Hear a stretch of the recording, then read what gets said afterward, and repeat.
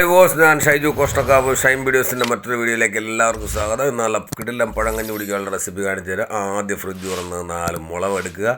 ആ മുളക് കൂട്ടന്മാരൊന്ന് കഴുകാനായിട്ട് ഇടുക കേട്ടോ. നല്ല ഭംഗിയായിട്ട് കഴുകിയെടുക്കണം. നമ്മൾ പുറത്തുനിന്ന് മേടിക്കുന്ന മുളകാണ്. നല്ല ഭംഗിയായിട്ട് വൃത്തിയായിട്ടൊന്ന് ഞെവടി കഴുകി അതിൻ്റെ പുറത്തുള്ള അഴുക്കും മറ്റുള്ളതെല്ലാം കളയണം കേട്ടോ. ഏത് പച്ചക്കറി സാധനമായാലും അത് ഭംഗിയായിട്ട് കഴുകിയിട്ട് ഉപയോഗിക്കുക. അപ്പോൾ ഞാനെന്തായാലും ആ സൈഡിലെല്ലാം ഒന്ന് ഞെവടി നല്ല വൃത്തിയായിട്ടാണ് കഴുകിയെടുക്കുന്നത്. കഴുകിയെടുത്താൽ മാത്രമേ അതിനകത്തുള്ള വിഷവും മറ്റുള്ള കാര്യങ്ങളെല്ലാം ഇതിൽ നിന്ന് പോവുള്ളൂ. അപ്പോൾ ഒന്ന് കഴുകിയെടുത്ത് നല്ല കുട്ടന്മാരെ മാറ്റി വെച്ചിട്ടുണ്ട്. ഇനി അത് നടുകെ ഒന്ന് കീറി ഒന്ന് ഓപ്പറേഷൻ ചെയ്തെടുക്കണം. ഒരു ചെറിയ കത്തിയെടുത്ത് എല്ലാ മുളകിനെ ഒന്ന് കീറി ഇത് ഈ പരുവത്തിലേക്ക് ആക്കിയെടുക്കണം. എന്നാണ്ട കണ്ടില്ലേ, ഇതിനകത്ത് ഇങ്ങനെ ഈ പരുവത്തിനൊക്കെ എല്ലാ മുളകും നല്ല വൃത്തിയായിട്ടൊന്ന് കീറിയെടുക്കുന്നുണ്ട്. 4 മുളകും കീറിയെടുക്കുന്നുണ്ട്. ഇത് വലിയ എരിയില്ലാത്ത കാര്യത്തിൽ മേടിച്ചതാണ്. എന്നിട്ട് നല്ല എരിവുള്ള മുളകാണ് കേട്ടോ. ഇപ്പോൾ പിന്നെ വേണ്ടതെന്ന് പറഞ്ഞാൽ കുറച്ച് ഉപ്പാണ് വേണ്ടത്.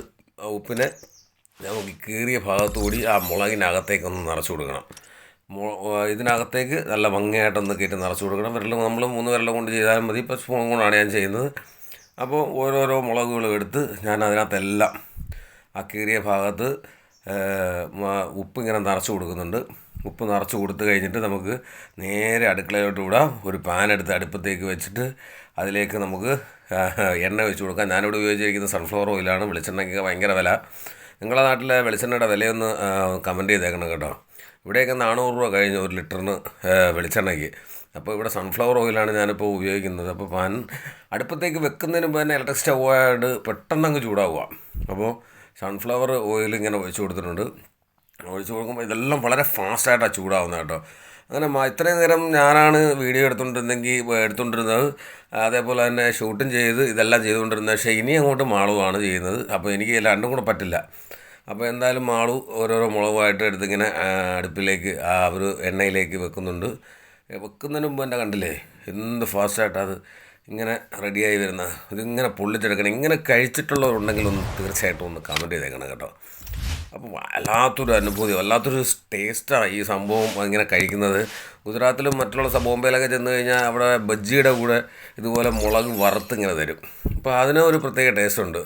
അപ്പോൾ ഇത് പഴങ്കഞ്ഞിലൂടെ നമ്മളെങ്ങനെ കുടിക്കുക എന്നുള്ളതാണ്. പഴയ ചോറിൻ്റെ കൂടെ നമ്മൾ അടിപൊളിയായിട്ട് ഓരോന്നോരോന്നെടുത്ത് കടിച്ചങ്ങോട്ട് കഴിക്കുമ്പോൾ ഉണ്ടാകുന്നൊരു ടേസ്റ്റ് ഉണ്ടല്ലോ, അത് പറഞ്ഞറിയിക്കാനാവാത്ത ടേസ്റ്റാണ്. കുറേ തൈരും കൂടെ ഉണ്ട്, അടിപൊളിയാണ്. തൈരും എല്ലാം കൂടെ ചേർത്ത് മിക്സ് ചെയ്തിട്ട് കഴിക്കണം. ഇതും കൂടി ഈ പരുവത്തിനാക്കി വെച്ചിട്ടുണ്ട്. ഇനി നേരെ അടുക്കളയിൽ പോയി കലത്തിൽ നിന്നാൽ രാത്രി വെള്ളത്തിലിട്ട് വെച്ചാൽ ചോറ്, നല്ല നാടനരി ചോറ് ഒരു ബൗളിലേക്ക് പകരാം. നമുക്ക് കുറച്ച് ആവറേജ് നല്ല ഒരു അളവിൽ കുറച്ചെടുക്കാം. നമുക്ക് അരിക്ക് കഴിക്കുന്ന പരുവത്തിന് ഞാൻ എടുത്തിട്ടുണ്ട്. കുറച്ച് ഒരു 4 കപ്പ് ചോറും പിന്നെ കൂട്ടത്തിൽ തന്നെ വെള്ളവും. പിന്നെ അടുക്കളയിൽ കുറച്ച് ലൈറ്റിൻ്റെ പ്രോബ്ലം ഉണ്ടാകേണ്ട ഈ ഒരു മങ്ങൽ വരുന്നത് കേട്ടോ, അത് വേറൊന്നും വിചാരിക്കണ്ട. അപ്പോൾ അതിന് കുറച്ച് 3 ചോറ് ഇട്ടിട്ടുണ്ട്. പിന്നെ അതിൻ്റെ കൂട്ടത്തിൽ കുറച്ച് വെള്ളം ഒഴിച്ചിട്ടുണ്ട്. ആ വെള്ളം തന്നെ ഒഴിക്കാം. നമുക്ക് വേറെ വെള്ളം ഉപയോഗിക്കാം. പക്ഷേ ആ തലേന്ന് രാത്രി ഒഴിച്ചു വെച്ച ആ വെള്ളമാണ് ഏറ്റവും ബെറ്റർ കേട്ടോ.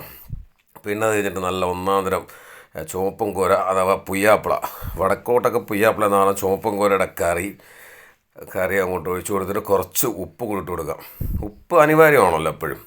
അപ്പോൾ ഉപ്പ് അതിൻ്റെ കൂടെ ഇട്ട് കൊടുത്ത് കഴിഞ്ഞിട്ട് നമുക്ക് ഇതിനകത്ത് കുറച്ച് രസമാണ് കൊണ്ടുവന്നത്. രസം നമുക്ക് ഒഴിച്ചു കൊടുക്കാം. കുറച്ച് രസമുണ്ട്. പിന്നെ തൈര് ഉപയോഗിക്കാം, ചമ്മന്തി ഉപയോഗിക്കും, പിന്നെ ചീനിയൊക്കെ ഉപയോഗിക്കും.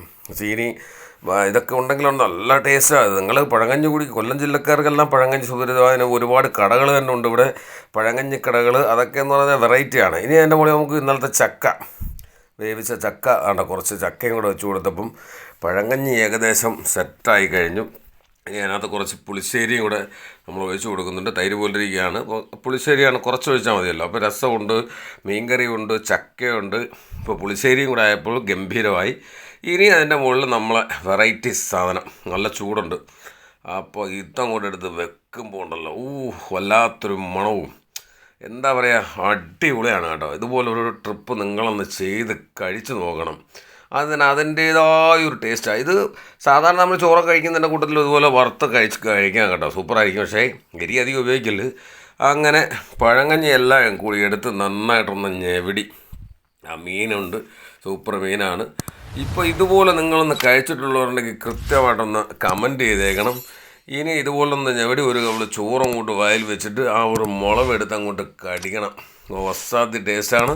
അപ്പോൾ ഈ വീഡിയോ നിങ്ങൾക്ക് ഇഷ്ടമായെങ്കിൽ തീർച്ചയായിട്ടും ലൈക്ക് ചെയ്യുക, ഷെയർ ചെയ്യുക, സബ്സ്ക്രൈബ് ചെയ്യുക. ഓക്കെ, അടുത്ത വീഡിയോ ആയിട്ട് കാണുമ്പോൾ